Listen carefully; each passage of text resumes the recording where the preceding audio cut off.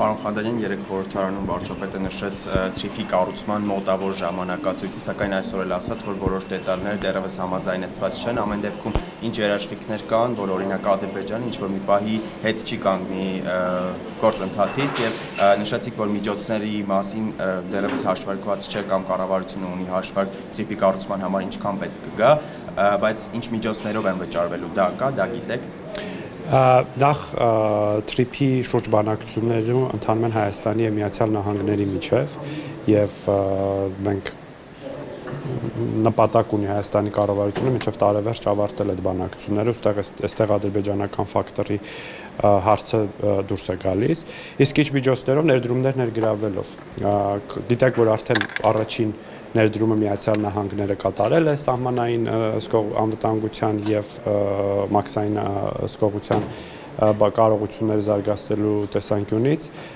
բայց նաև այդ ընկերությունը, որը պետք է ստեղծվի, հայ-ամերիկյան ընկերությունը, պետք է ներգրավի ներդրողների, որոնք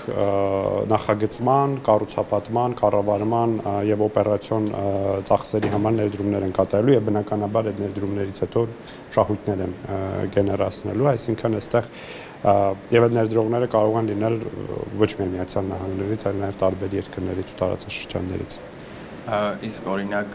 ստացվում է, որ կառավարությունը, այսինքն Հայաստանի Հանրապետության պետական բյուջեից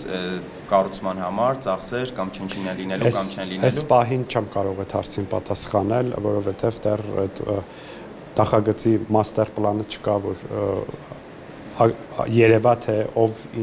ինչ է անում եւ ինչքան ֆինանսական միջոցներ են ներդրում։ Իսկ քննարկվել են ռիսկերը, եթե ներդրողներ չլինեն, ինչ են կանելու։ Ես այդ ռիսկը չեմ տեսնում, ճիշտն ասած, ես ենթադրում եմ, որ կա այդ քննարկումը կառավարությունների միջև, բայց ես չեմ կարծում, որ այդպիսի ռիսկ կա, որովհետեւ ակնհայտորեն այս նախագիծը ձեռնտու է բոլորի համար, արևելքից արևմուտք, որը բոլորը փնտրում են լոգիստիկ նոր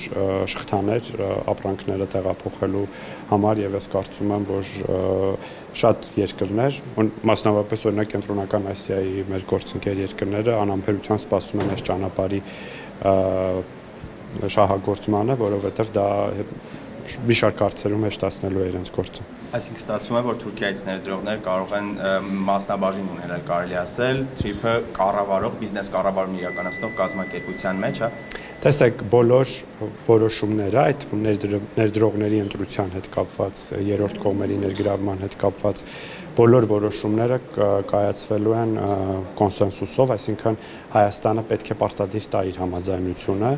եւ այդ անհանգստությունը հաճախ է հնչեցվում, որ կարող են Ադրբեջանից եւ Թուրքիայից ներդրողներ լինեն, այստեղ Հայաստանը ունենալու է որոշիչ ձայն թույլ տալու կամ թույլ չտալու դա։